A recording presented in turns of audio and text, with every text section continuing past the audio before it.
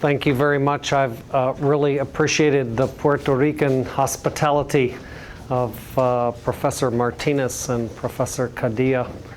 And I'm amazed that so many of you understand 8:30 in the morning. I thought maybe you only knew that there was an 8:30 at night. So to see all of you here smiling and happy at this time of the morning is really impressive. It's my first visit to Puerto Rico. I've enjoyed the hospitality. I also come from an island community. My home is Hawaii, and so I grew up with the palm trees and many of the same plants and the ocean. Although the ocean that I was around was the Pacific. But it's been great for the last couple of days to be able to be in the warm water, because in Wisconsin this time of the year it's mucho frío. So we're going to talk a little bit about you today. In fact, the focus of today is not about me, and it's not about the faculty members. It's really about you and your plans for your career. Lots of times you see people dividing the world up into two different groups. Right? You've heard people say there's only two types of people in the world. An author of one of the popular books, Daniel Pink, says there are those who simplify and there are those who complicate. James Thorpe said there are those who love to talk and those who hate to listen.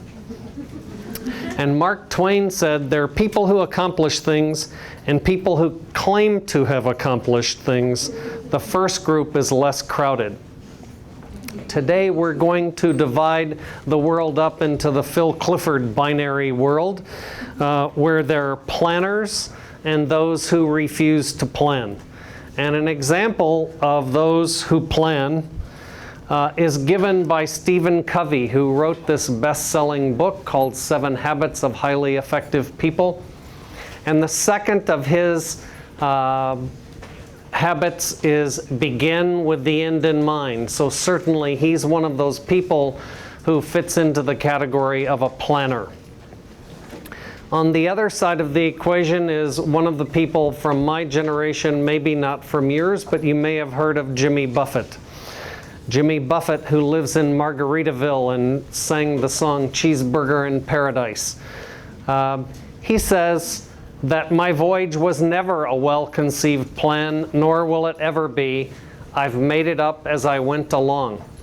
And so that might work fine. Come on in. Don't worry, there's plenty of seats right in the front row. This approach might work fine for someone who lives in Margaritaville, but I think in 2012, for scientists who aspire to careers in science, this isn't a good approach. And I made a little bit of a list. Presidential candidates on the mainland of the US, we're really tired of hearing about these campaign plans from these candidates. And I know you have important Senate races going on now. You'll vote coming soon, and so you may be tired of this campaign plan, but certainly candidates for office need to have a campaign plan. Olympic athletes that we watched last summer in the Olympics, they had a training plan for several years they were working toward being able to compete. Investors have financial plans, military strategists have battle plans, and I think you get the idea, don't you, that graduate students, postdoctoral fellows, and even faculty need to have career plans. You need to have an idea of what direction you're headed if you're going to be successful. So here's our plan for today. We're going to spend some time looking at some data on scientific careers. All of us in the room are scientists. We love data. But you may spend most of your time looking at data from publications in microbiology or biochemistry or physiology. And we often aren't aware of the data on scientific careers. So I'd like to share a little bit of that with you. We're going to talk about individual development plans. And more specifically, we're going to have some time for you to get started on your own individual development plan. And that's going to include, at the end of the second half, setting some personal goals for you to move your career ahead. So let's start with some of the data.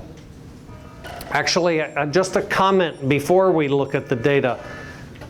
I think it's really an exciting time to be a scientist because there's so many new techniques coming online. There are things that we're doing in the lab now that I never envisioned being able to do even 5 or 10 years ago.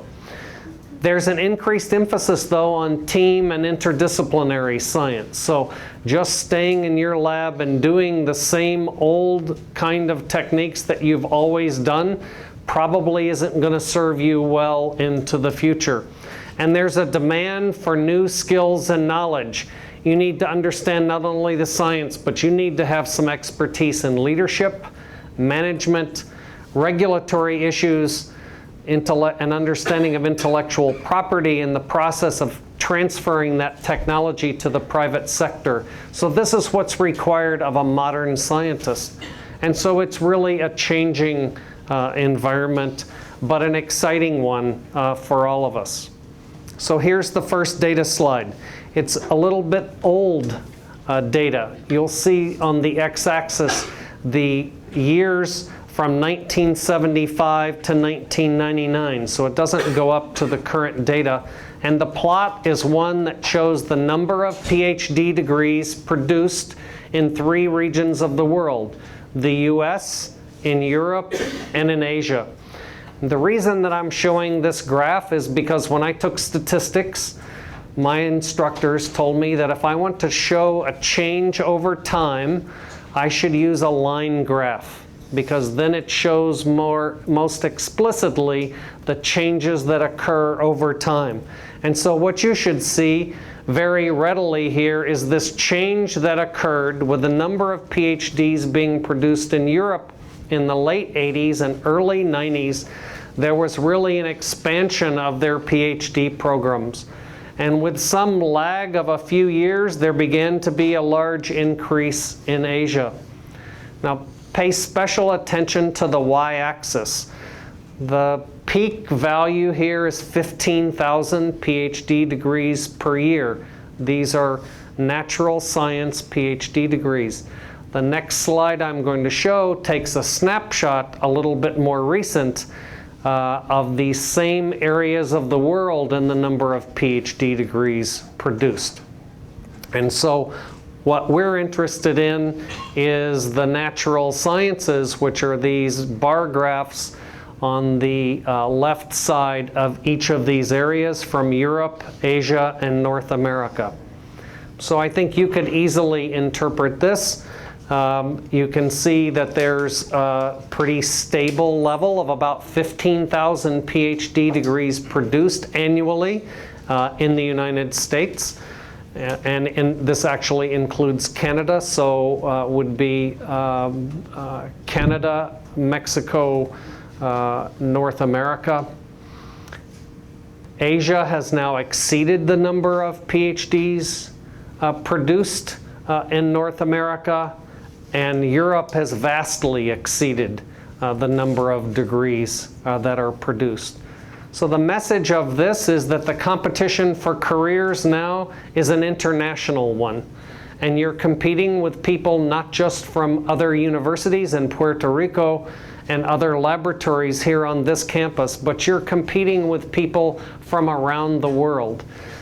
So that really has changed the environment for jobs for PhD scientists. So the National Science Foundation tracks everyone who gets a PhD degree in the United States, and certainly including those here in Puerto Rico. This graph isn't perfect because it includes both science and engineering together, but it gives us a view of what proportion of PhD scientists go into which sector for their permanent jobs. And so it shows that 46% of science and engineering PhD holders went into academic positions. 28% work in industry, the for-profit side. 9% in government, and this number has been stable for the last 20 years, about 9% of PhDs working for government, national, or local governments. And one of the things that's interesting in these most recent data is the percent that are self-employed. That is, they don't work for, they don't get a paycheck from someone else. They own their own company. They're consultants that work for multiple companies to earn their income, but that's 11%, and just a few years ago that number was 2%. So there's really a great increase in entrepreneurship among science PhDs. I want to hone in just a little bit closer though on these data for the academic careers, because they have really been, these numbers have been misinterpreted and misunderstood, I think, because this 46% includes people that have postdoc positions in academia. It includes people who work as research scientists, or staff scientists, people who have long-term positions but aren't faculty positions. So we don't want to misunderstand and think that this means that 46% go on to faculty positions. And in fact, the numbers are really quite a bit lower. Howard Garrison and his group at FASEB have tracked these numbers for us for a number of years, and he shared these data with me looking from 1981 through 2008 for the proportion of PhD scientists who are in tenured or tenure-track positions 5 to 6 years after they get their PhD.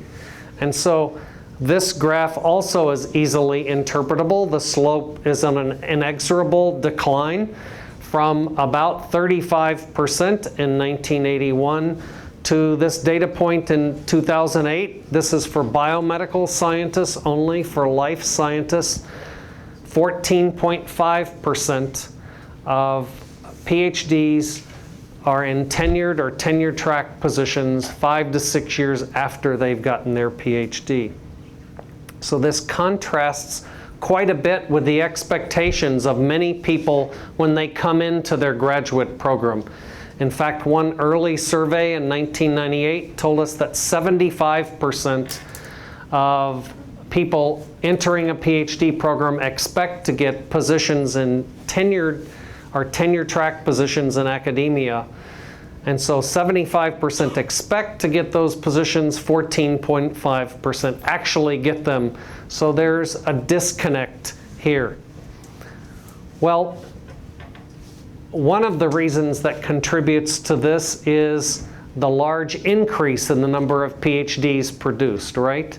And the other has to do with the stable number of positions that are in academia.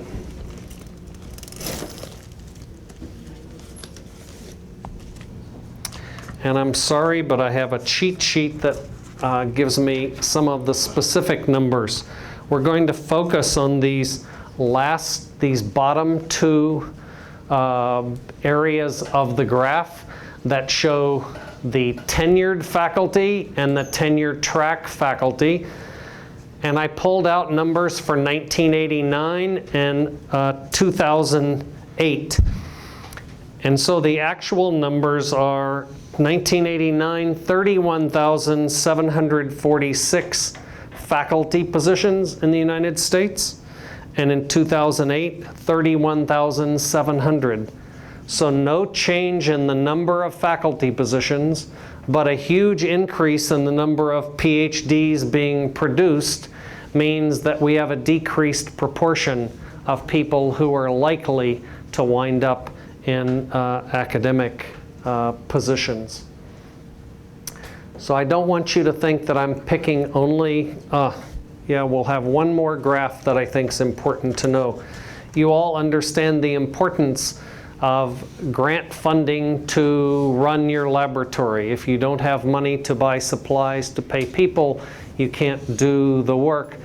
But grants are also an important measure of success, and in fact, in almost all universities, having some sort of federal funding is required before you're going to be tenured or for your promotion.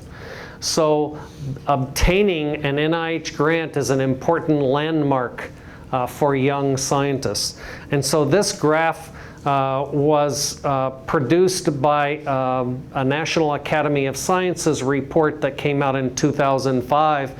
And it shows the age at the time of first NIH award for PhD scientists, for PhD scientists in the bottom line, and for MDs and MD PhDs in the top two lines.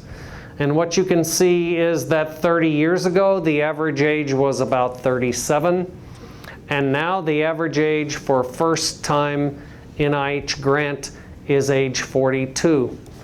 So this creates a bit of a problem for academic scientists who expect that they're going to be promoted, expect they're going to get tenure, and yet they don't have an NIH award until this age. Now, just so that you don't think I'm picking only on PhDs in academia, things aren't the best in the world for the pharmaceutical sciences as well. So a report by a well-known consulting group has told us that since 2000, there's been a loss of 300,000 positions in the pharmaceutical industry. In 2009 and 2010, there were 50,000 positions lost across these major companies. And so I've listed some of the big ones here. There's a long history of pharmaceutical manufacture and involvement with the pharmaceutical industry here in Puerto Rico. And so the numbers in Puerto Rico were in 2004, there were 29,000 pharmaceutical related jobs. And in 2010, it's down to 19,725.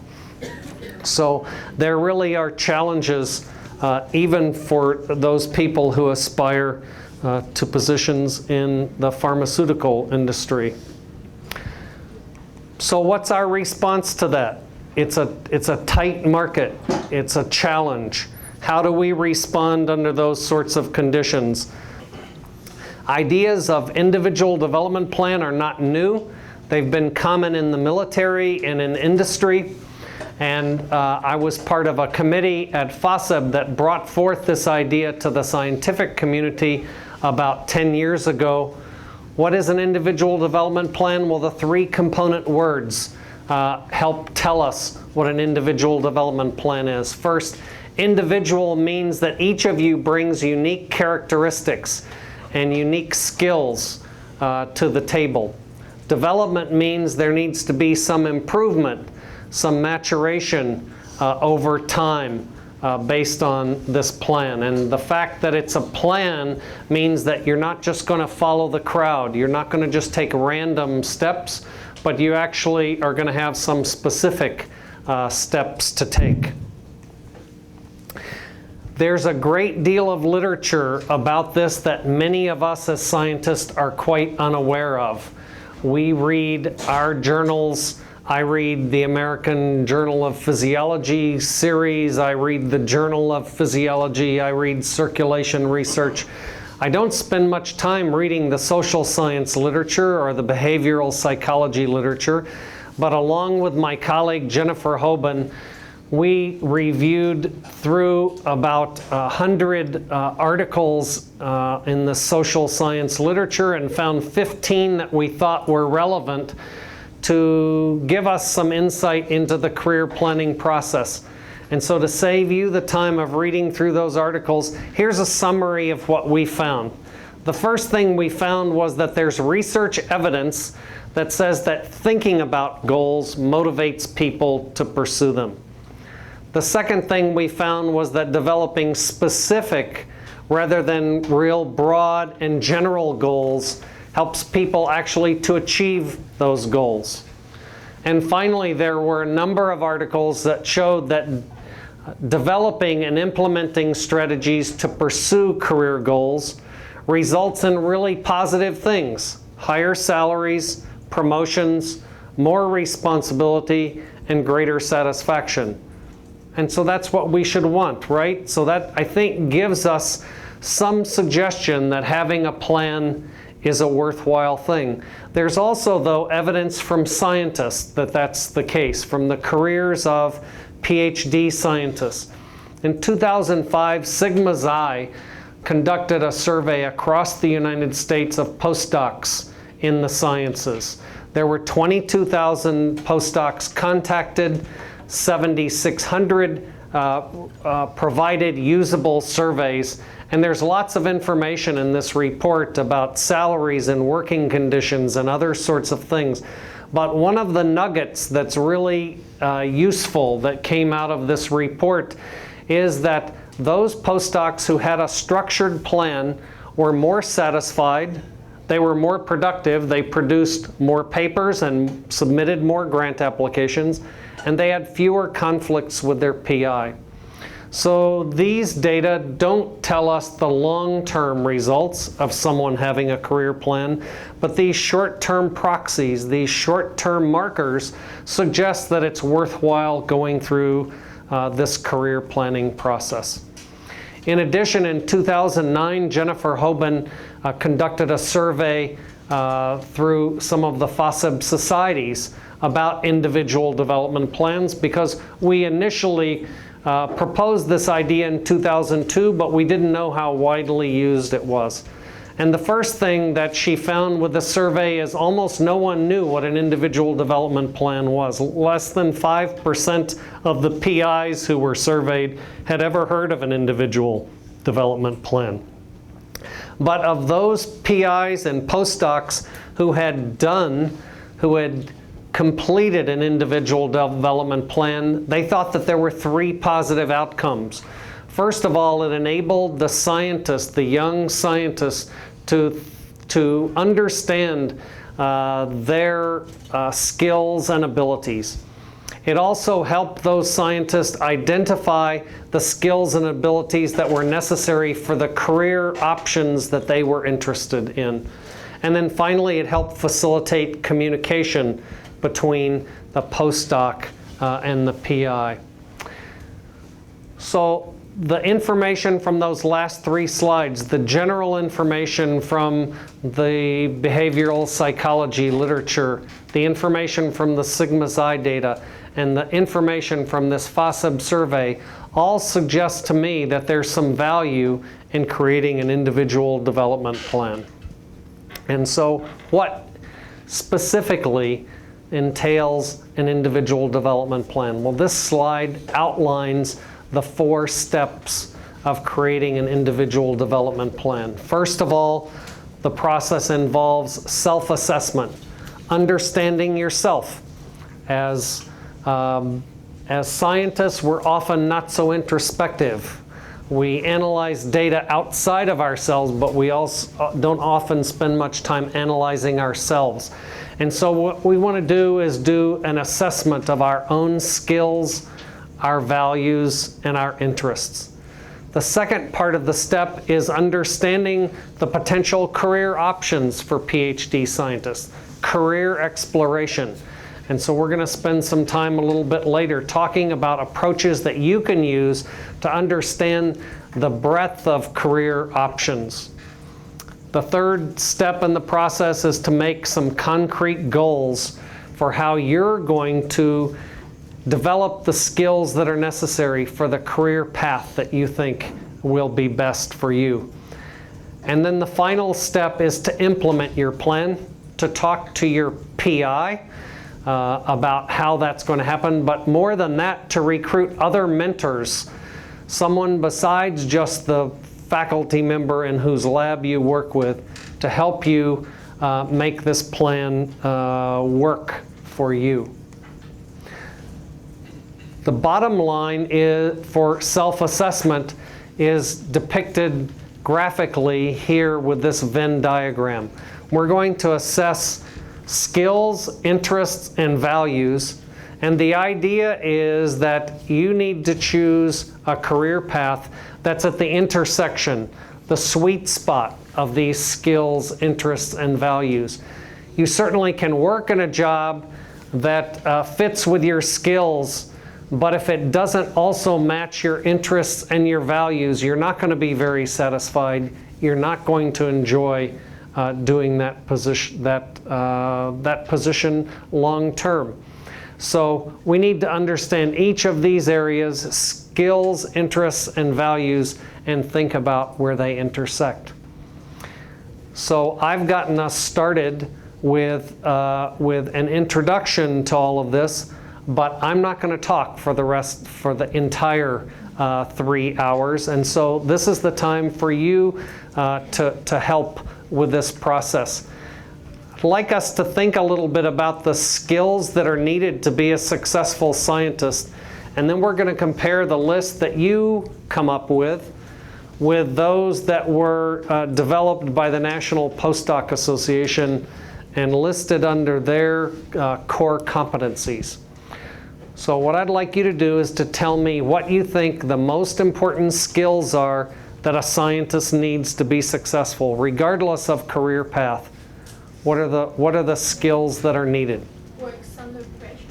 Works under pressure. Teamworker. Okay. Good communication skills. Okay. Let me catch up a little bit here. So we got work under pressure, Good communication skills. and I think there was teamwork, and then I heard communication skills,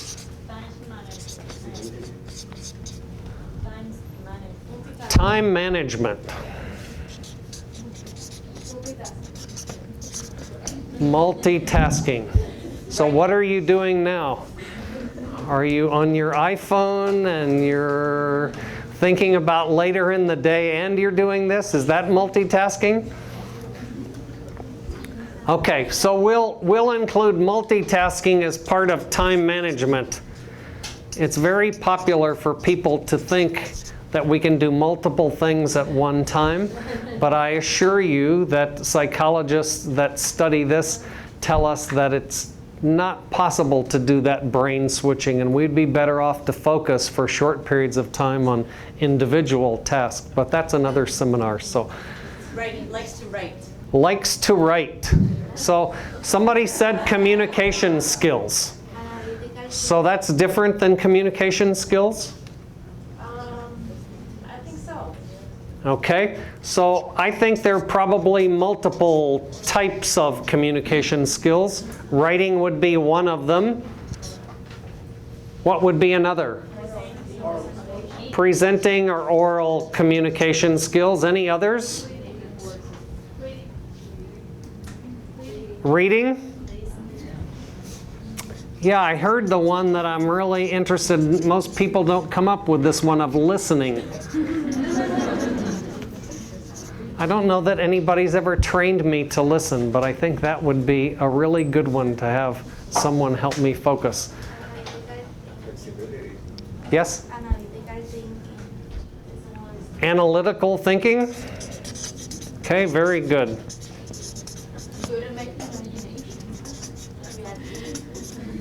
And creativity and an imagination.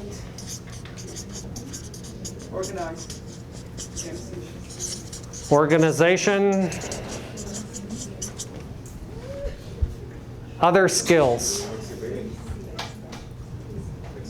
Flexibility. What do you mean by flexibility? For example, you need to be able to go with the changes in technology and information, learning things, the way you go with your career. Yeah, so you need to be adaptable and willing to learn new things. Okay? This is a little bit of a challenge because there's a part of this is learning new skill, but part of it's a characteristic that can be innate, right? And so we're talking here about things that can be learned, not characteristics that, so one example that I hear from lots of people, it's a characteristic that's important for scientists to have, perseverance. Well, I don't think that's really a skill. That's not something that I can really teach. That's something you come with based on the experiences that you've had in the past and the things that you've learned in the past. But I don't think that I could have a way that I can teach someone perseverance. So what other skills are there that are important? Statistical analysis.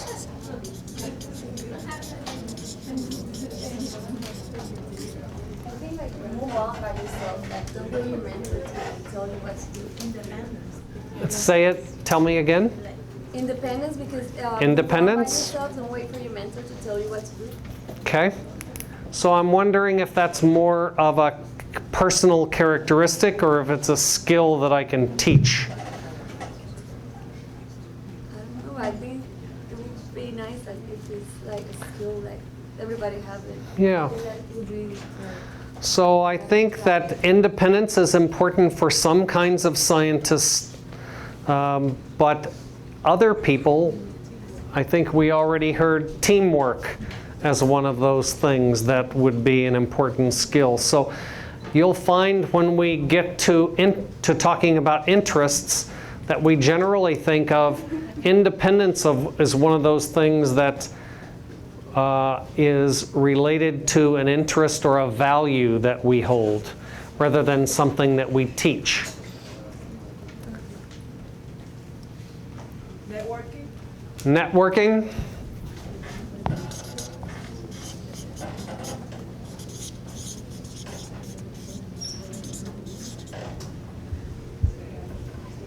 Any others?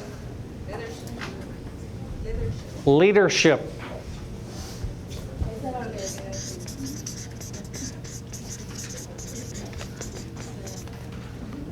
that's what I was like trying to say. That's what you wanted to say. Leadership is. Okay, good. All right, so let's see what the National Postdoc Association said. They actually combined some of these concepts that you've listed here, and they have 6 broad categories. I don't think I see that on our list. So the foundation as a scientist is our scientific knowledge. You have to have both a broad knowledge of science, but also a very deep knowledge of your subject area. And maybe you just assume that that's natural since you're taking courses and you're attending seminars and you're going to conferences. But they said one of the important things that's fundamental is scientific knowledge.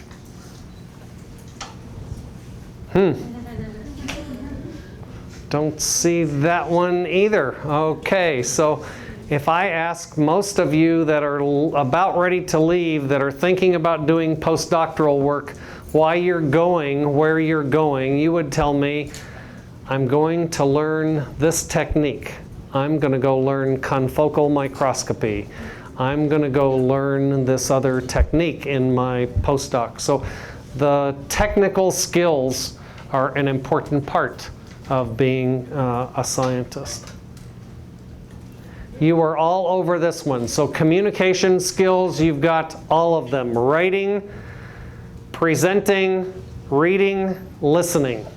So that's certainly highly valued, and it's most highly valued for people that go into industry. They expect you to have great scientific knowledge, but more than that, they want you to be able to communicate with the people that you work with and your customers. Professionalism. This is a sort of complicated issue, and I don't know that I can explain it very well, but the idea is that you respect the other people around you. You meet your appointments, you do things on time, you contribute to the scientific community where you are in this institution. You also contribute to your scientific organization, your national societies. And so many of you have an opportunity as graduate students to serve on committees in your professional societies. And so that's one way you would exhibit professionalism. Leadership and management, you hit on parts of this. Certainly leadership was mentioned and time management was mentioned, both important things. Management is more than just time management, though. It includes the idea of working well with other people. Some people might call it personnel management. Getting along, how to give criticism in a constructive way, how to deal with conflict. Those sorts of things are all put together in the idea of management. And then finally, they said that it's important to have this ethical underpinnings of science, this responsible conduct of research. And in recent years, we've heard of more and more problems with the ethics in the biological sciences. In fact, there's an explosion of retractions of articles, things that can't be reproduced. And in fact, very interesting correlation between the rate of retractions of articles and the impact factor for the journals that shows a much higher retraction rate in those journals with the highest impact factor. It suggests to me that we don't fully understand this responsible conduct of research. So those are the skills that a scientist should have. Where do we learn these skills? Well, I think we talked about the fact that you're taking courses and seminars and going to conferences to learn scientific knowledge. You learn research skills in the laboratory every day, or you go away to learn them from someone else. But where do you learn these other things?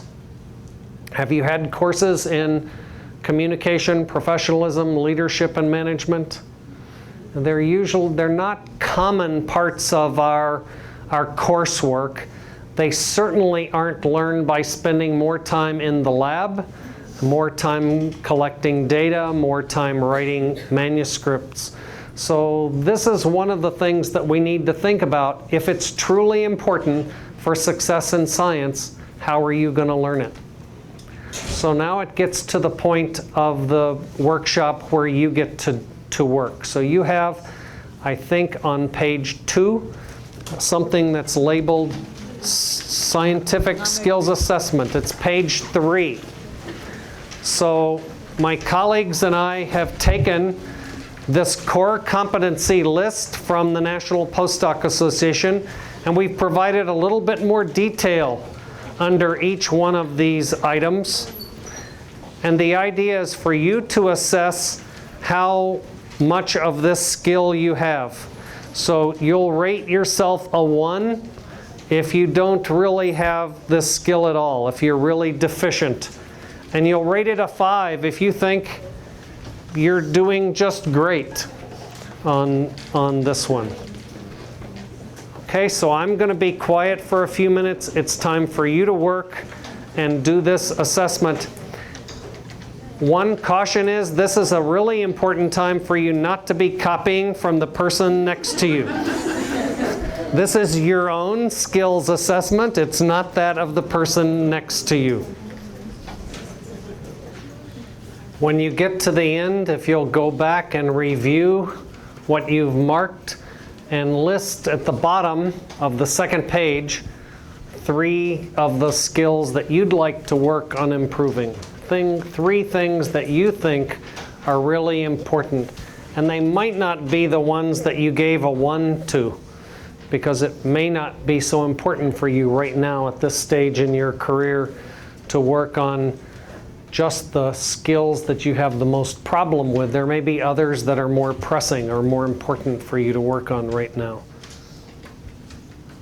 Okay, about 1 more minute to finish this up.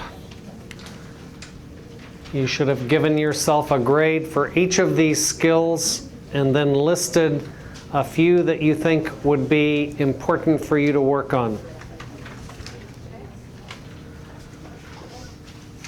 Okay, so skills are the things that you're good at, but there's a difference between that and interests, the things that you like to do.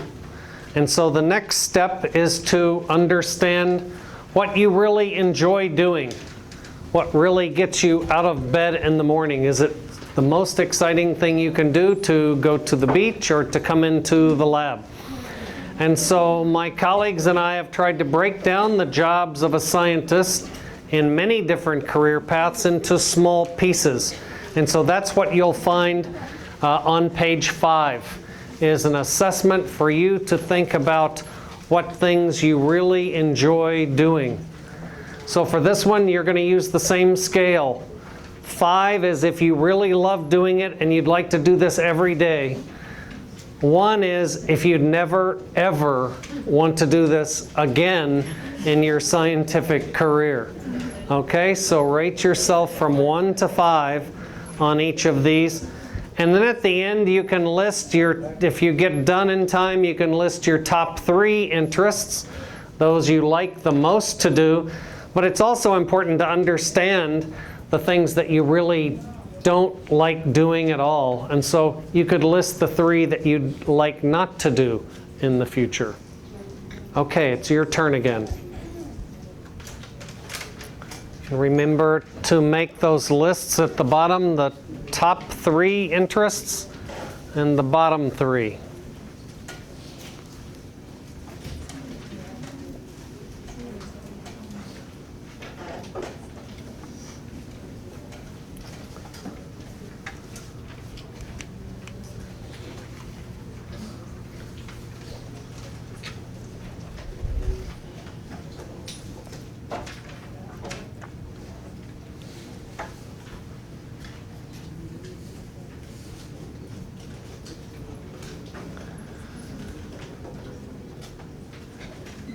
We said that the 3 factors that we want to consider in our self-assessment are skills, interests, and values.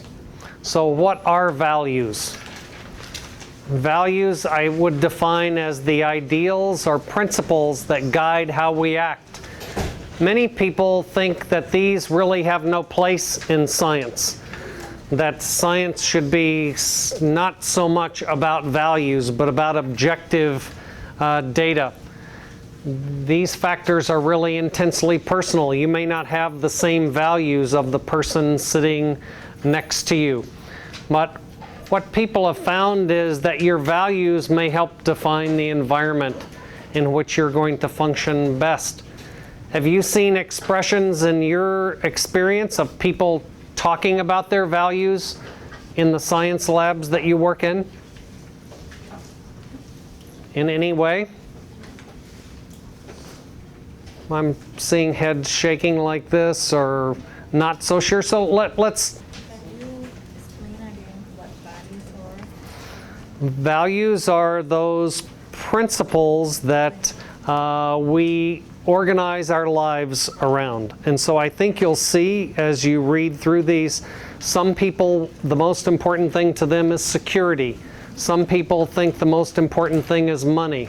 Some people think the most important thing is time with their families. And so we're trying to identify those things with this assessment by giving you a way that you can check them off. So on this assessment, you're going to mark it a 1 if it's not very important to you, or mark it a 5 if it's very important to you.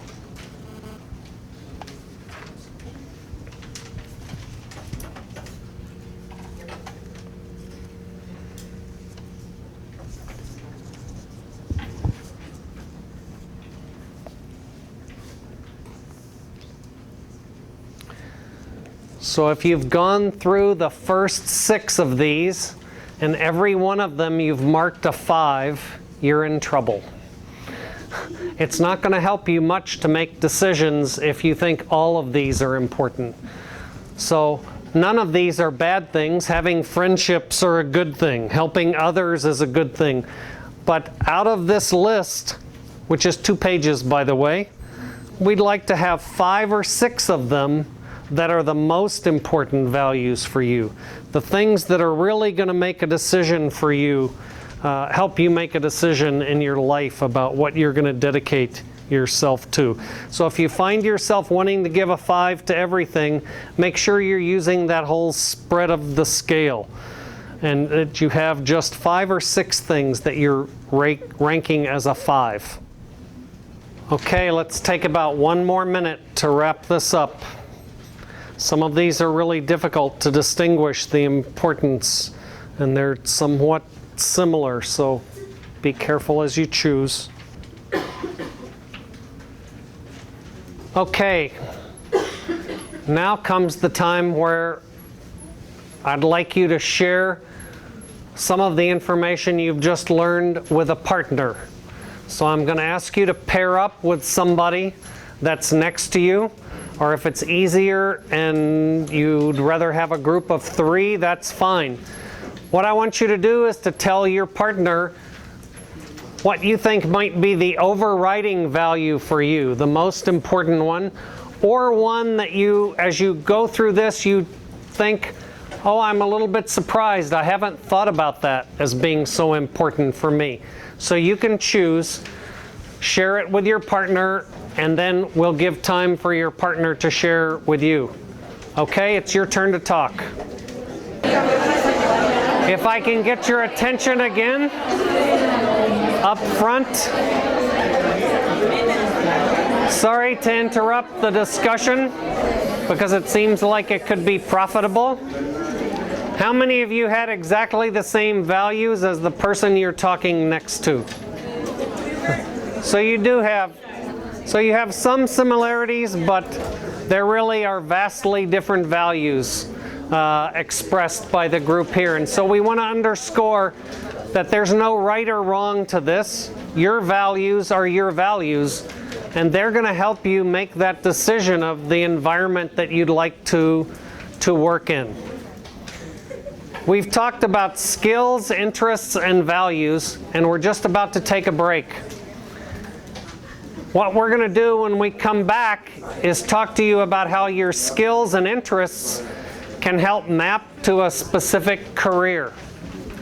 So this schematic is the schematic for how noradrenaline or norepinephrine combines with the alpha-2 adrenergic receptor in the membrane. And you may have learned, like I did, that this is like a lock and key. A good fit for that neurotransmitter is crucial to get those downstream effects. I show this alpha-2 receptor because it's one of my favorites. My lab was one of the ones that established the importance of alpha-2 receptors in controlling skeletal muscle blood flow during exercise. And so just as the neurotransmitter fits well with the receptor, your skills and interests need to fit with the career path that you're going to head toward. So when you come back from the break, we're going to talk to you about a way that you can match your skills and interests to the skills and interests required for 20 different career paths. So we'll share with you a list of 58 different job titles in 20 different career paths, and how you can look at which ones might be a good match for you. So that's after the break. So take 10 minutes or so. I think there's coffee outside, but you're not supposed to bring it in here. And I'll see you back here in 10 minutes. Welcome back. Let's get started. If you'll take your packet, I neglected to do something at the beginning. On the front page, this says Individual Development Plan 4, and then it has a blank. And the idea is for you to put your name in there. This is a packet of information. You've spent a little bit of time working on these assessments, and so we want to make sure that that this is a reminder that this is your own individual development plan. We spent our time talking about self-assessment, and we're going to start talking now about career exploration, and we're going to start that process by talking about matching your skills and interests with that for other career paths. And I think this is an appropriate time to let you know about the other people that helped develop the website that we're going to be talking a little bit about. And so this is our IDP group on the UCSF campus. This is Jennifer Hoban on the left. Jennifer is the Senior Policy Analyst for FASEB. Cynthia Furman is at the University of Massachusetts. She's the Director of Career Development for the Ph.D. program there. And Bill Lindstedt is the Director of the Office of Career and Professional Development at UC San Francisco. So this really is a team of us that come from different experiences. And so what I'm presenting for today really isn't just my ideas, but it's the things that I've learned along with this group. So we're going to move to a website that you have available to you to use. This website launched on September 7th, was the first time we let people have public access to it. It's called MyIDP. The URL is myidp.sciencecareers.org, and you'll see the last page of your handout has reference to that. This is the logon page, and when you get to this page, you need to create a logon name and a password. There's no charge to use this site. The information that you put into this site is fully confidential. No one's going to be looking over your shoulder. We're not going to be sending it back to the University of Puerto Rico so that your PI sees what you're putting in. This is for your use. And so we're hoping that what you'll do after this session is go back and spend a little bit of time with this site. So the site is organized very much the same as this schematic that we've looked at now a couple of times. This navigation bar on the left side, you see assessment, career exploration, step 2, set goals, step 3, implement the plan, step 4. And the same assessments that you've just done in paper, you can go and do online. So you could put in the same things that you've already entered, or you might just use this as a time to think through and think about, did I really mean for that to be a 4, or should it be a 5, or should it be a 3? And once you've put those assessments into the website, then you'll come to this section called Career Fit. And with this section of the website, we have taken 58 different job titles in 20 different career paths, and we'll tell you how your skills and your interests match those for people that work in these areas. So it might be a surprise to some of you just to see a list like this with this many different career paths. You may not have thought about all of these career paths. So if this is new to you, good. This is something now that you can spend some time thinking about. I've put data in here, dummy data, for someone who's not interested in a research career in academia, but seems to have the kind of writing skills and the kind of interests that would be appropriate for somebody to do science policy and science writing. And so what you can see is that there's a skills match, a really high % skills match for this person for science policy and science writing. But I want to make clear to you that you also see that this person has very high skills matches for a number of different careers. So this isn't some magic formula that says, oh, this is the number one, that's my destiny. That's what I have to be doing. This is a tool that you should use to say, wow, I never thought that maybe I could work in sales and marketing of science-related products with my PhD, that my PhD would help me do that, but I need to learn a little bit more about what this is. I don't really know what those people do. So this list is going to be ordered differently for each one of you in the room based on your skills and interests. And so we've rated it. The highest match is on top, and the lowest match is at the bottom. And essentially what we've done is average the values for the skills and interests to order the way in which they appear. So does that make sense? So values are really something that are separate from this skills and interests. So you'll see a little note over here that says consider your values. And so if you click on that, you'll find some questions related to the top values that you identified, some questions that you want to consider as you explore these different careers. So that's what you find under this topic of consider career fit. Now we're talking about career exploration. How do you explore? How do you find out about other careers? 3 ways. You read about careers, you attend events, you talk to people. So we've tried to provide some resources here for you to read about careers.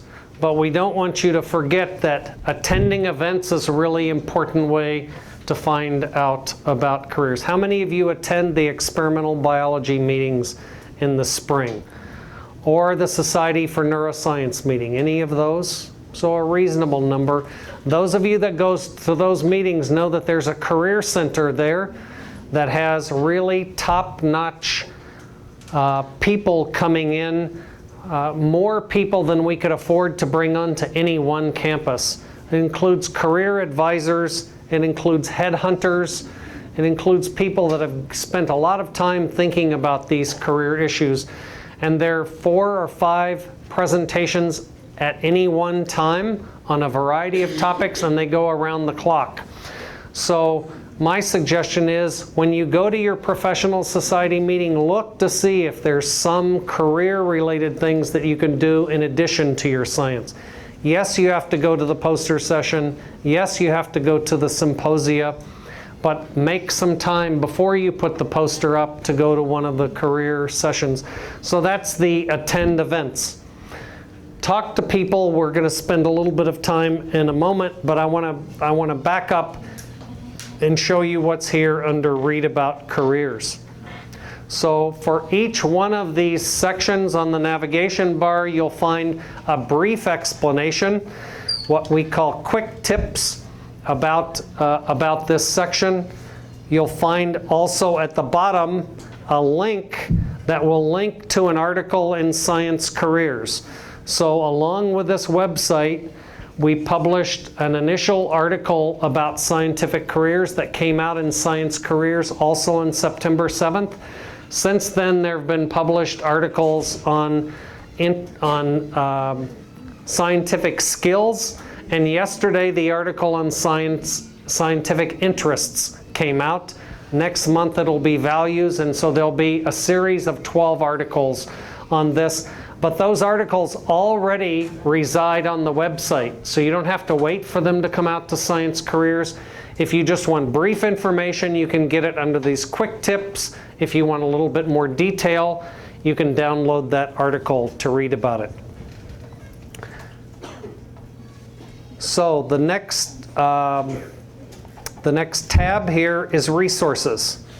And this is one of the features that I really like the most because it's the most comprehensive set of resources to find out about these careers that's available anywhere, either in print or on the web. And so you see the same list of careers listed in the same order on the previous page. But if you want to get a little bit more information, you click Read More. And then you'll find resources for this career. So this is for the science writing career. So if you want to learn about this career, you can read articles that are published and easily accessible on the web. Many of these articles come from Science Careers. It's the reason our team collaborated with Science Careers to create this, because Science Careers has over 5,000 articles about different kinds of scientific careers. We've sifted through all of those articles to bring you only the best ones, the ones that are the most important about each of these careers. So these are electronic links easily accessible to you. There are also books that talk about these careers. And I can't tell you whether they're in your library. Did we lose sound? I can't tell you whether they're in your library or not. But each of these books, we've identified a single chapter in that book that's relevant to this particular career. And then there's a third thing that's really unique about this site, and that is one way you can learn the most about these careers is to meet people and be part of an organization that's related to these careers. So I'm assuming each of you is a member of a disciplinary society. You're a member of ASM or ASBMB or APS or one of these scientific societies. If your goal is to move into a career outside of academia, you should think about joining an organization that's related to the career path that you're interested in. So as an example, here you have the National Association of Science Writers highlighted as an organization if you were interested in scientific writing. There's a lot of information on their website that you wouldn't have to pay anything to get off of their website. But if you're really serious about this, you should consider joining. And they have free or low-cost memberships for students. So while you're eligible for a student membership, do it. And then another possibility is they have an annual meeting. So the best thing I can imagine is going to the National Association of Science Writers meeting and rub shoulders with people who do this for a living. Find out how they get started. Ask them the questions about how you can break into that field. So the way you're going to get more information is to read about careers, to attend events, and talk about people. Talk to people.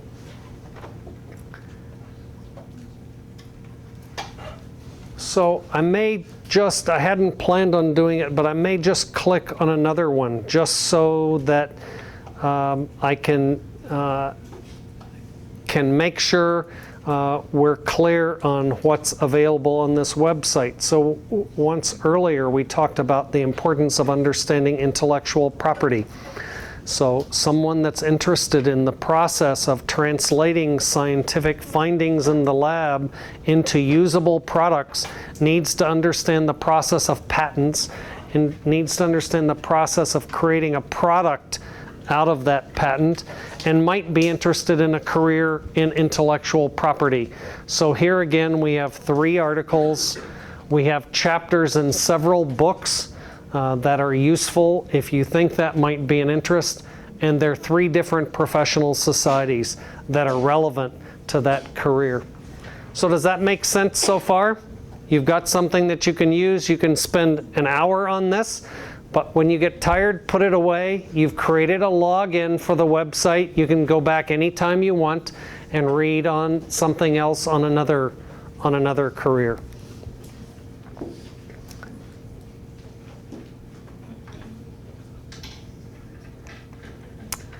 So,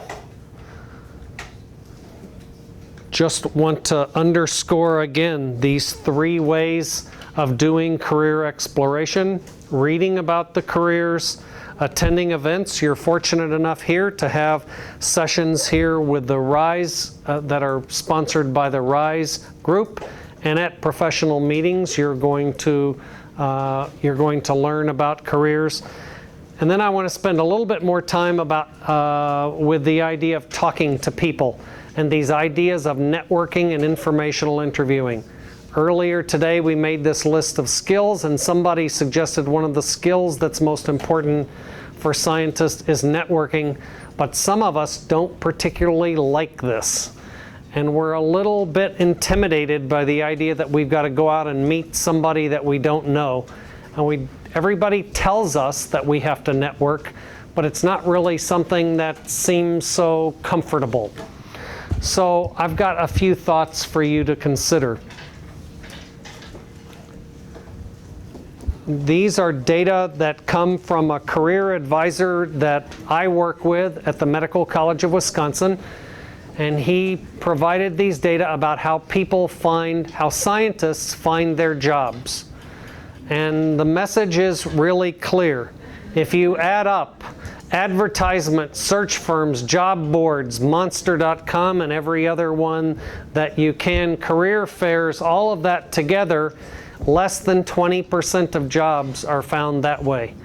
There's a high probability that you're going to find a job through someone else that knows the possibility of a job, through somebody else that might not be a scientist that knows that there's an opening in a certain company, or that there's an opening that you might be interested in. So this idea of networking really becomes important when it comes to the job search. So I want to really emphasize, since you're all on Facebook and I'm not, that this isn't just like getting someone to like you on Facebook or friend you on Facebook. Strategic networking is what we're talking about. Cultivating professional relationships. It's not just a one-time contact. It's something where you're going to develop a relationship with this person, and it's going to be a two-way street. You're going to add to their network. You're going to be part of their network while they are part of your network. The importance of networking in careers actually has been known now for about 35 years. Mark Granovetter published a paper in 1977 where he coined this phrase, the strength of weak ties. And what he found, first of all, was that most people get their jobs through other people, what we just saw updated. But he also said that they get those jobs not through their closest circle of friends, but that it's through people that they don't often come in contact with. Those are the people they call their weak ties. And it's easiest for me to demonstrate this graphically. So let's look at this figure. People that study networking, there's an academic study of networking. They often use a graphical approach like this, where they take this person who owns this network, and if he knows this person on the left, they draw a line to indicate a direct connection. And this person is connected to this person, so there's a line between those two people. But the person that's the owner of this network is not connected to this person directly. It's a secondary connection through this person, right? That's pretty simple to understand. But then in a more mature network, the picture gets a little bit more challenging. And so here's a more mature network with the person who owns this network is at the middle of this. And what I want to particularly call your attention to is this fan-shaped array on the upper right side, this fan-shaped array on the upper left side, and here in the middle. Why are those shapes created in this graphical display? It's because our person of interest here is connected to all of these people and all of these people through just one person. There's one person that allows this guy to have access to all of these other people. And so this allows our person of interest here access to the information about jobs and careers of all of these other people out here. And why is that so important? Well, it's important because by definition, they occupy a different part of the world than he does. All of his close friends are down here with direct connections. But these are the weak ties. These are the people that know they live in a different portion of the world. They live and on a day-by-day basis come into contact with different people than he does. So they're most likely to be able to tell him about opportunities that he wouldn't otherwise know about. Does that make sense? So this really, to me, gives me a visual display of why it's important to have a network and why it's important to have lots of contacts that I might not have regular communication with, but they're available to help provide me information. So we have some opportunities that are pretty good for expanding our network. And I think scientific meetings are really the best, unless you spend the time going off to the bar with your friends or off to do something else in the city to see the museums and that sort of thing. If you really come to the meeting by making it a goal that you're going to make some new connections at the meeting. And by that, I don't mean that you're going to stand out in the hallway and shake hands with everybody who comes along. That's not going to work very well, right?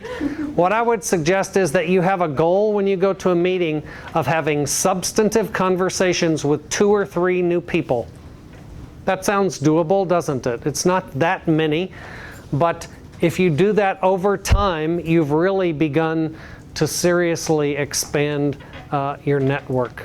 So you need to make it a goal. You need to be prepared for the meeting. You need to know where you're going to go, not sitting over in the hallway reading the program. And the poster sessions are really the ideal way to make a connection with somebody else. So let's say that you're a person that's interested in tropical diseases, and you're at a conference where there are people from a company, let's say Pfizer, that are also presenting some of the work that they've been doing. So posters are very nice, aren't they? They give us the name, but also the affiliation of that individual. So you go through the poster sessions looking for people who have an affiliation with some of these pharmaceutical companies. So we're going to find that person that works for Pfizer, and we're going to go up, and what's the first thing we're going to do? Ask about their data, because they've worked very hard collecting all of that data, just like you did. So you're going to ask a really smart question about their data, and then if there's not a crowd around them, you're going to talk to them a little bit about how they got into that position. Where did they get their degree? What's it like to work for the company? Do they have lots of new equipment that you'd love to have in your lab? You can ask them, what's it like do you have to do a lot of travel? Do you get to do a lot of travel? You can ask those sorts of questions, and one of your goals would be to get contact information for that person. A card, an email address, some way that you can communicate with them later. Then I want to emphasize the idea that you should consider going to the exhibits.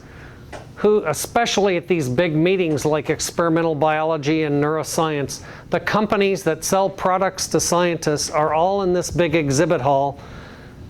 And who produces those products?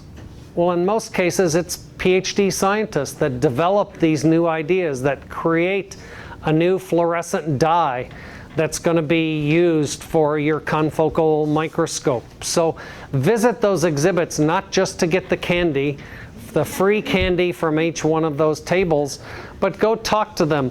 Talk to the ones that you have a specific interest. If your interest is microscopy, go talk to Olympus and Nikon, but also talk to the suppliers that make the lighting and the filters and all the software for doing the imaging. Find out if they have openings for PhD scientists. And then these meetings like the Society for Neuroscience are really intimidating. 35,000 people. It's just hard to get a handle on that, so many people around, but they have often special interest meetings in the evenings that were people working in a select area. And I would suggest that you consider going to those meetings, because it's easier to meet people when you're in a group of 50 to 100 than it is when there are thousands of people attending sessions. The goal is going to be for you to be able to do an informational interview, not a job interview, an informational interview. How many of you have ever heard of this phrase? informational interview. Okay, good. So it's nice to be able to introduce you to this word.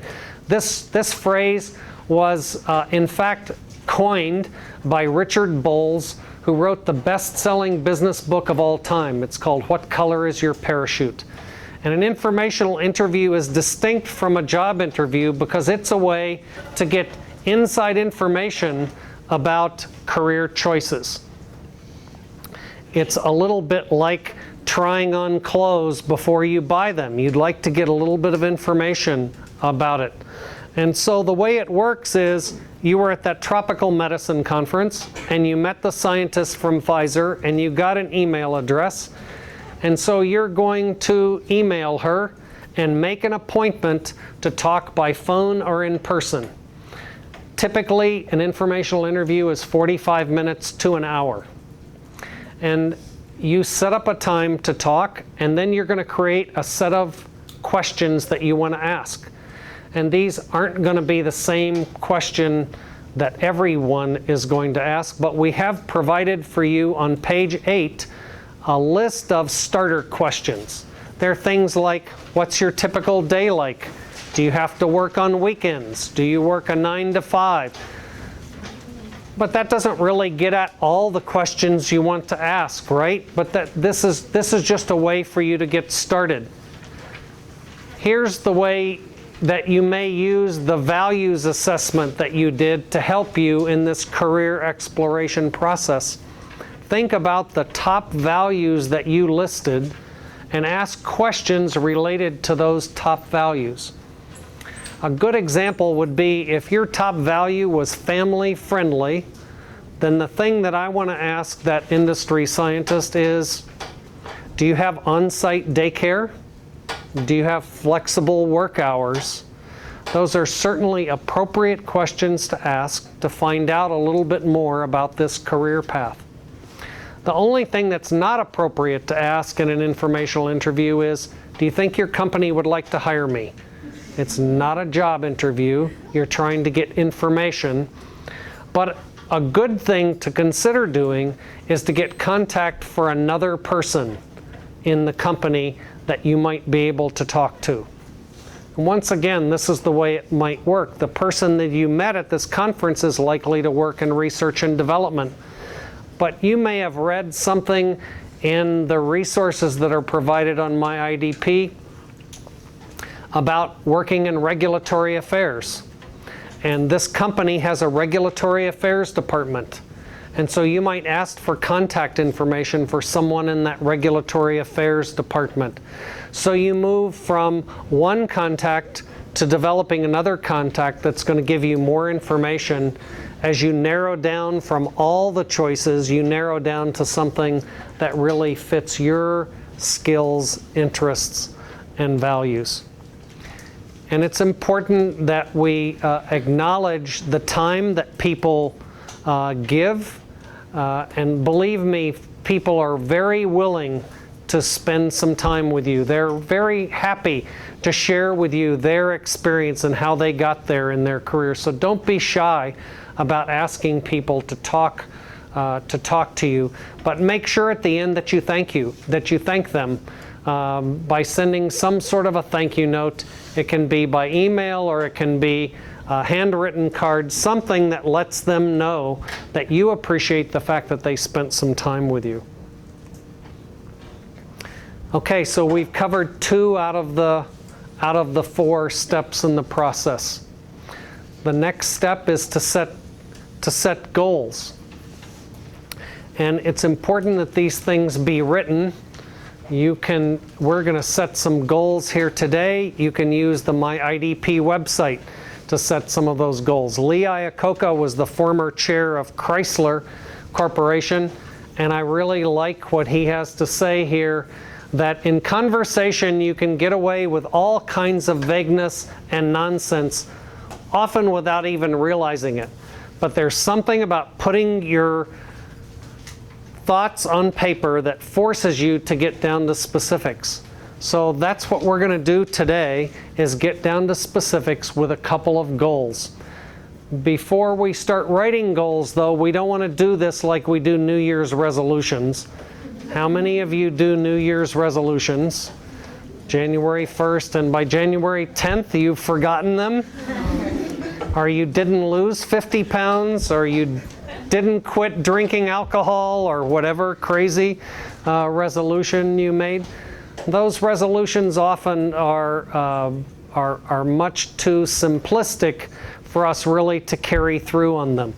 And so this approach of making SMART goals is something that can really help us make goals that we're more likely to carry through on. So SMART goals are specific, they're measurable, they're action-oriented, they're realistic, and they're time-bound.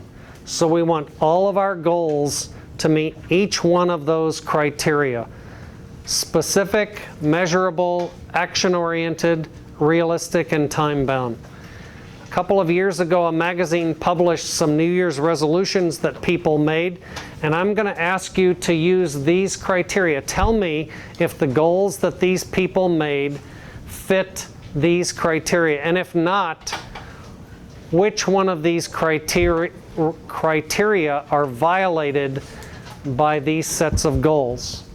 So first of all, Erica Zamansky said this.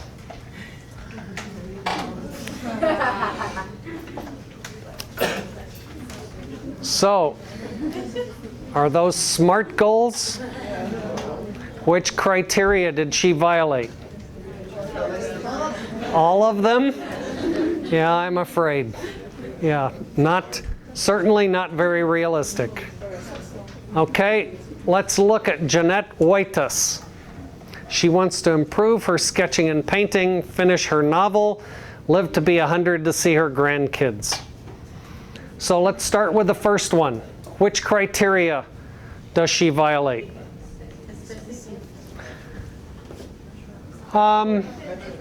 It's fairly specific. It's not time-bound, so none of these are time-bound. So that's criterion is violated for sure.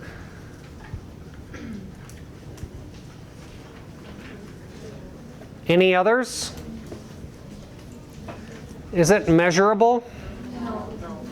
At least she hasn't told us how she's going to measure it, right? So we can make this one into something measurable. How would we make it measurable?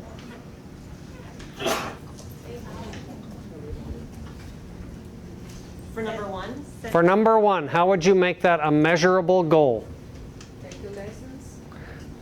You're going to take lessons and have your teacher evaluate your sketching and painting. That might be one way to make it measurable. Or you could have a friend evaluate your sketching and painting to see if it improves. That makes it measurable. Or you could make a goal of, I'm going to take 10 lessons on sketching and painting, and don't worry about the improve. So there's lots of ways that we can make this a measurable goal. How about number two? Which criterion is violated besides time-bound?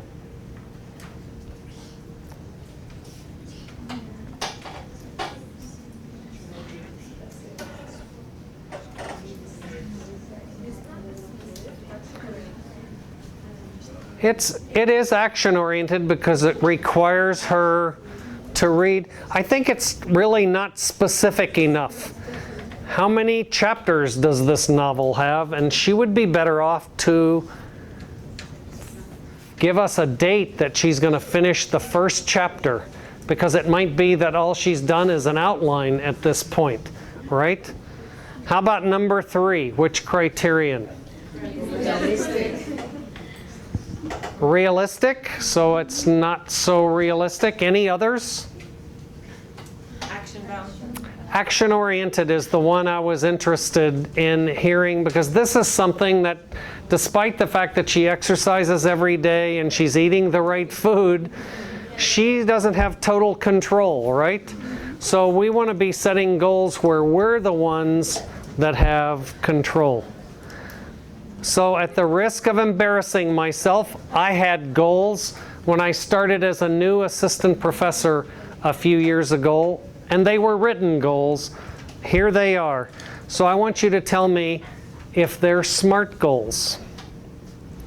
number 1. Is this specific, measurable, action-oriented, realistic, and time-bound? No. So what criterion does it? It's not time-bound. It's not specific. Very good. And the whole NIH grant, I mean, that doesn't do me much good in trying to figure out if I'm accomplishing until I get done with the whole thing. It would be much better to say, I'm going to finish the preliminary data for my NIH grant by February 2013. Or I'm going to have the specific aims written by March 2013. So we need to get, it's just much too broad. How about number 2? It's not time-bound either. Although my university has a time bound for that, I have to be promoted by a certain time or else I'm out.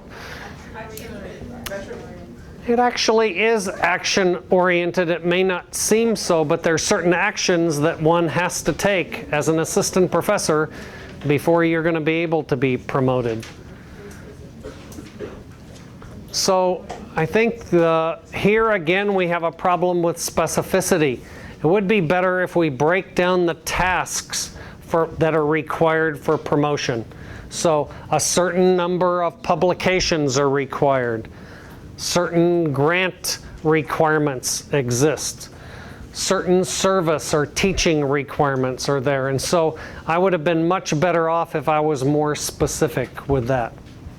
And I think number 3 is a reasonable goal long term, but it's not something that's easily achievable. So now it's your turn.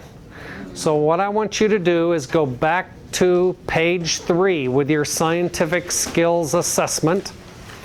You're going to review the skills that you indicated that you'd like to work on. Pages 3 and 4, I think you probably summarized on page 4.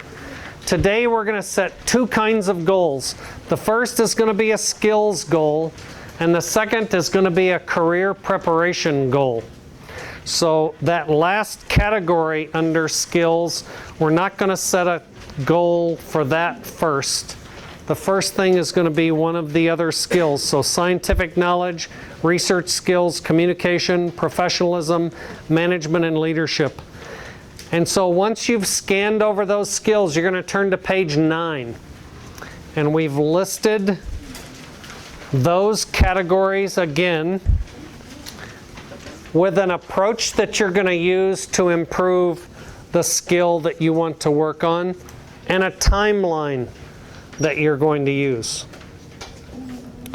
So does that make sense? You're going to pick on one skill area that you think is going to be important for you to finish or to take the next step in your career, and you're going to figure out what you can do to improve that skill and when you're going to do it. Is it going to be next month? Is it going to be March 2013?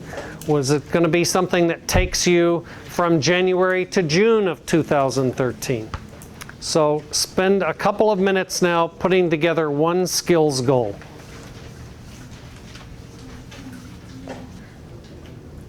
Does everybody have one goal written out?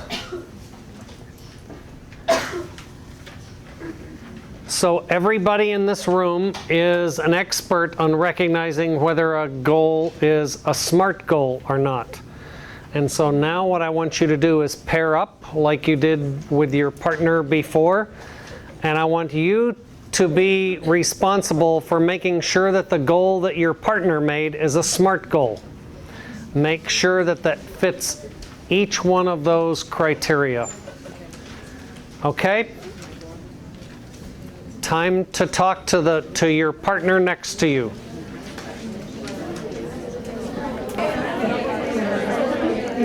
Okay, let's go ahead and pay attention up here now. So I hope you're giving each other honest feedback. about the goals that you're setting, because these really are going to be important for you as you move forward. Who's willing to share a goal that they're going to set for the next year to improve their skills? Okay. Would you stand up and tell? We want the whole group to hear.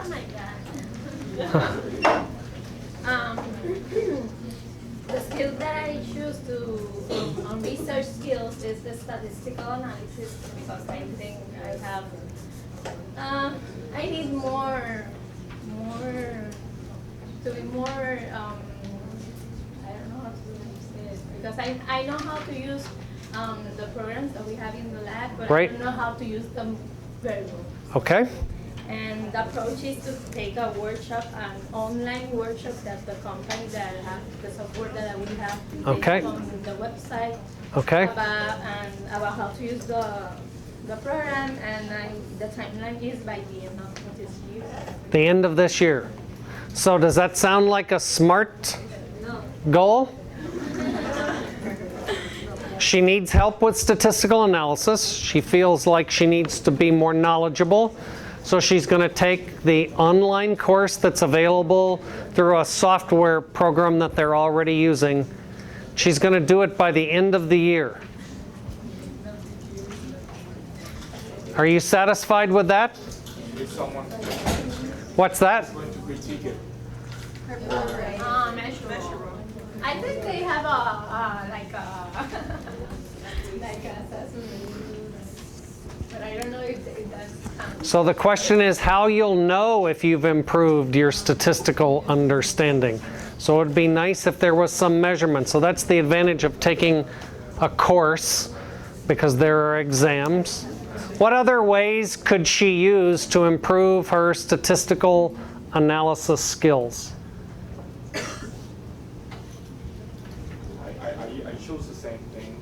Uh-huh. I bought a book Yep. 2 weeks ago that I'm reading, and I'm trying to finish it, and have my PI critique or my thesis committee look at the things that I've been doing, so they have more experience probably, and they can help me. Okay, so getting a book on statistics. Will you tell them that you're going to do that in advance? So that they're prepared to go through with I you? already told one of the members of my team. Yeah. So these sound like multiple approaches to the same sort of thing, and we need to choose the approach that fits best for each one of us. Is there another approach you could use to improve statistical analysis? Find someone that. Yeah. Do you have a consulting service here in statistics? There might be one on the Rio Piedras campus. So there are lots of approaches that one could use for each one of these. So thank you for sharing. Someone else want to share a skills goal, something that they're going to work on?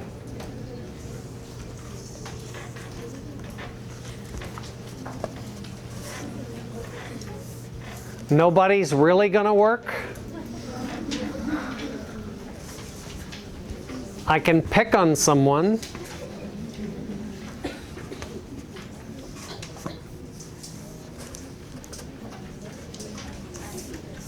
Okay, somebody that's brave over here. Thank you. I have to improve my presentation and public speaking skills. So I am going to take a public speaking class on Rio Piedras on August 2014. That's when I can take the class because of my class schedule here. Okay. SMART goal, she's going to take a course on public speaking at the Rio Piedras campus. That makes sense? August 2014 because that's when it fits into my Yep. So she's going to fit it around her schedule. We'd like to have a month and a day in 2014, but I think we can be satisfied that we know you have to work it around your schedule. How else could she work on her public speaking?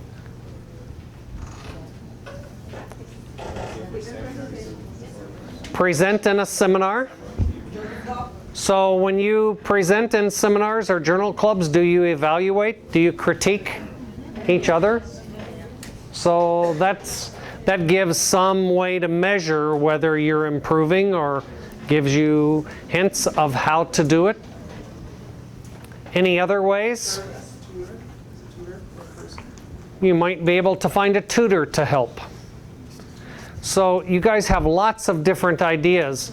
And so one of the points I want to make is you're not dependent just on your faculty members, just on the professors here to come up with ideas for how you can improve your skills for your scientific career. You really can support each other and help each other with these ideas.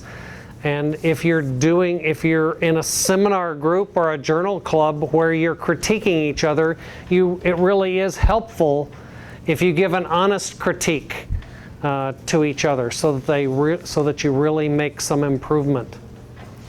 So what I'm going to suggest to you is there's one other piece that's missing in this goal, and that is some accountability.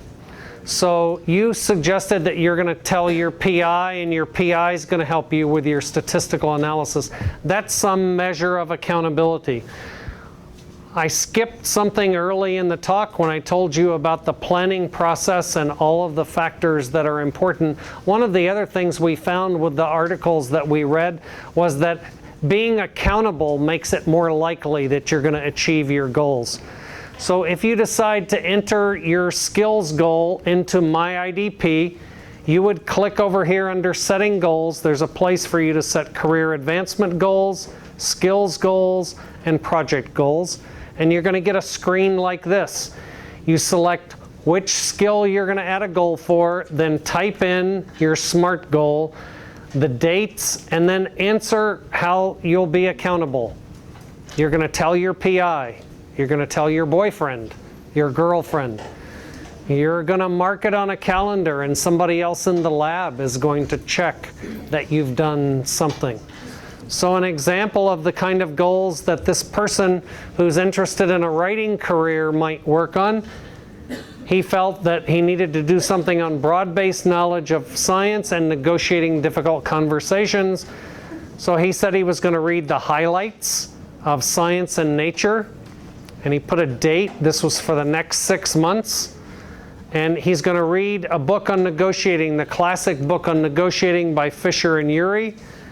And he's going to do that over Christmas vacation and end on the 6th of January. Now, one of the little features that we were able to add to My IDP is if you put a date in like this, then a couple of weeks before that date, we're going to send you an email that said, you promised that you were going to achieve this goal by this date. Are you on target? Nobody's going to look over your shoulder. It's automatically generated. It's going to just come out automatically based on the dates and the goal that you set. But it's going to be a way for you to keep yourself accountable. So I'd encourage you to go and incorporate the goals that you've set today into this website. Let's see if I can go back to the PowerPoint.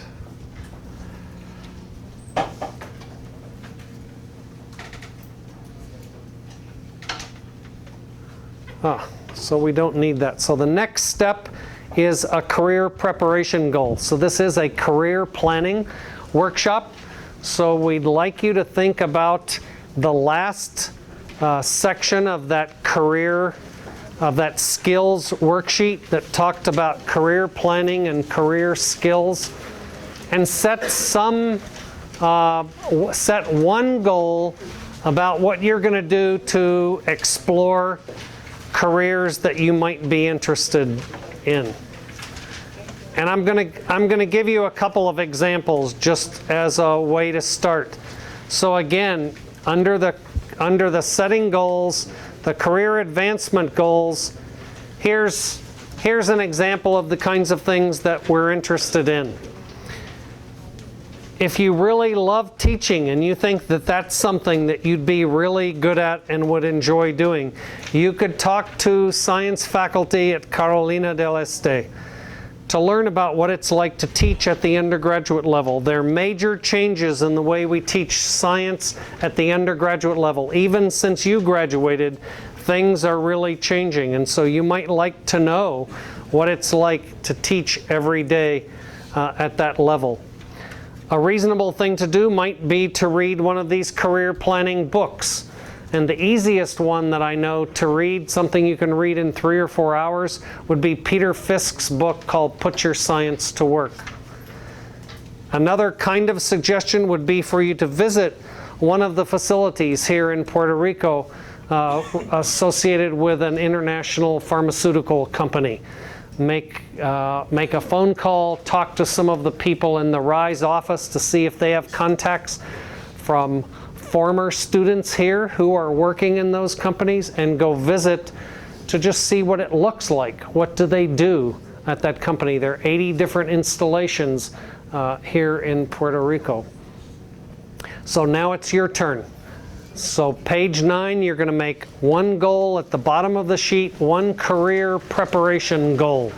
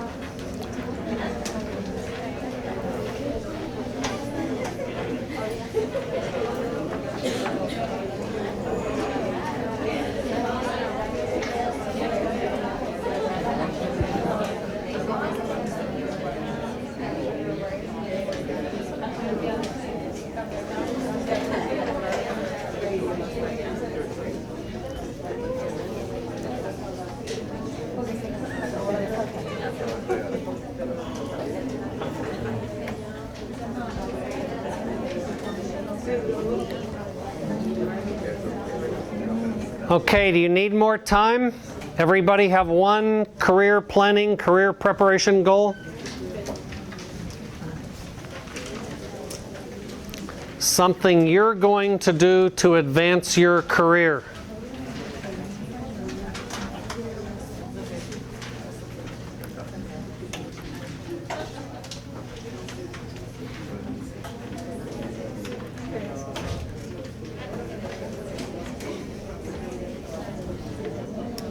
So I'm going to finish up with a few comments about implementing your plan.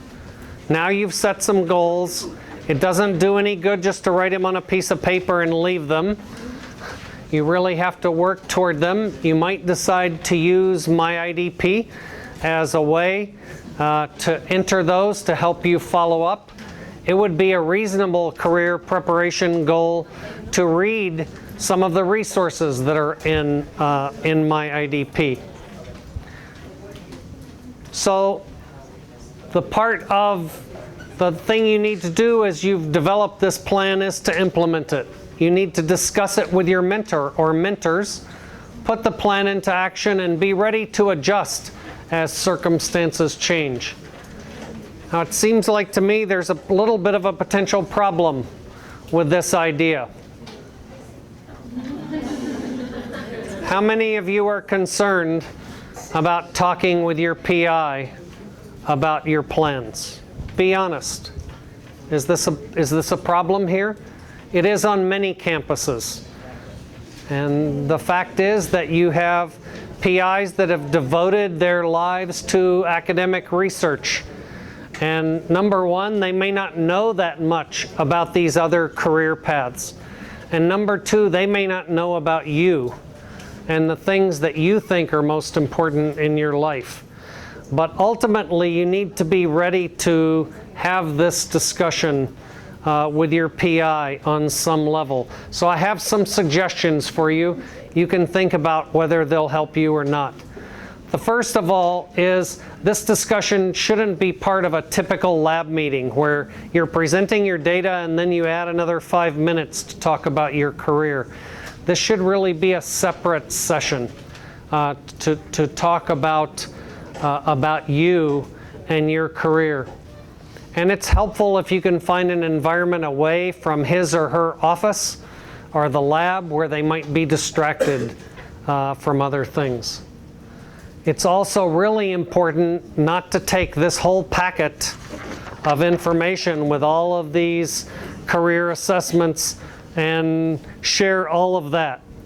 That's really not relevant. I think if you outline a few points that you want to talk about, and specifically the goals you've set are important to make sure that you can incorporate those into the plan for the work that needs to be done into the lab. So an approach that I think might be useful is to have a script where you're really positive and you say, I've really enjoyed the last year in the lab and I've made great progress on the project that I need for my thesis. Now I'm thinking also about how I'm going to move beyond that in my career, and I need your input. So you're not telling what you're going to do, you're asking for input, but you're doing it in a positive way. And you can describe some of the things that you've done, some of the articles that you've read, some of the informational interviews that you've done, some of the people that you've talked to. Finally, you need to be prepared to negotiate. We heard someone who wants to take a course on presentation skills. If you're taking a course, you're not in the lab, right? But you need to make arrangements that you can fit the lab work in around the course. So this is a negotiation. So you need to assure your professor, yes, the work is going to get done, but this is also important for me, for my career.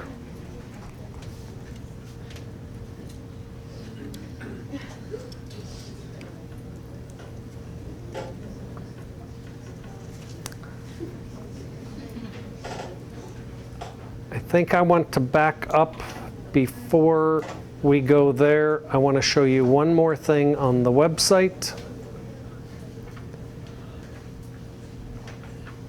It's typical in the biomedical sciences to have a PI that you work for, a professor that you work for, and your responsibility really is only to that one person. You may have members of a committee, but the committee often doesn't do a lot with you. But you need to consider that for some of the other skills you want to develop, your PI may not be the best one to teach you those skills. And so it's becoming common for people to establish a mentoring team. It sometimes is an official mentoring team that everyone recognizes, but often it's just something that's an informal relationship, and that's okay. So for this person who was interested in a writing career, she decided to choose an English professor. Besides having the research mentor be a mentor, she's going to choose an English professor also to be a mentor to help with the writing. She's going to choose somebody else to help with the statistical analysis, and somebody else at a community college or undergraduate campus that might help with understanding science teaching and what that's all about as a career. So you might give some thought to this idea of having a mentoring team in addition to your PI. I want to let you know that this website also will allow you to print out portions of what you've done today and what you've done on the website. And I'm not going to go through all of this, but this complicated series of check marks means that if you wanted to print out some of this to show to your PI, you can click once and none of the self-assessments would print. And you could just show your PI what your skills development goals are. So you could click off each one of these and just show your SMART goals, the things that you're going to work on. Now for those of you that are in the RISE program, there are going to be some requirements for continuing in the RISE program and showing that you've had an IDP, and so they'll tell you which portions that they want you to print off and share with your PI. But I think this gives you the flexibility to share those things that you want to, but not have to share everything that you've gone through.